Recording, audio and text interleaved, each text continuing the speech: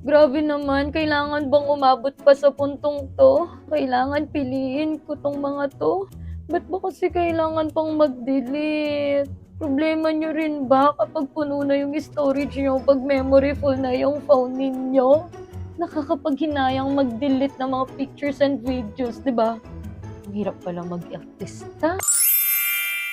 Pero sa totoo lang, 'di ba, problema talaga natin yung kapag memory full na, malapit ng mapuno, grabe kailangan nating mag-delete ng mga pictures. Paano pa 'pag mga importante 'to? At ito lang naman ang sagot sa problema natin, itong 3-in-1 flash drive na ito. Papansin niyo, meron na nga itong pang USB type, meron din itong pang iPhone, pang Android, see? And pwede din ito sa Type-C. Lalagay lang natin ito. 3-in-1.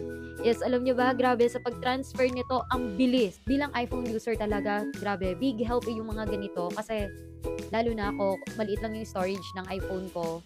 So, parang hindi ako maginayang mag-delete, no, ng mga files, ng mga videos, ng mga pictures, sinisave ko na lang dito. Kaya paano pang hinihintay nyo? Kung gusto nyo ng ganito at kailangan nyo ng ganito, bumili na kayo. I mean, hindi lang basta to gusto eh. Kailangan talaga to.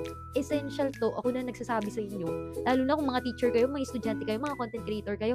Naku, bumili na kayo neto. Oo, bili na.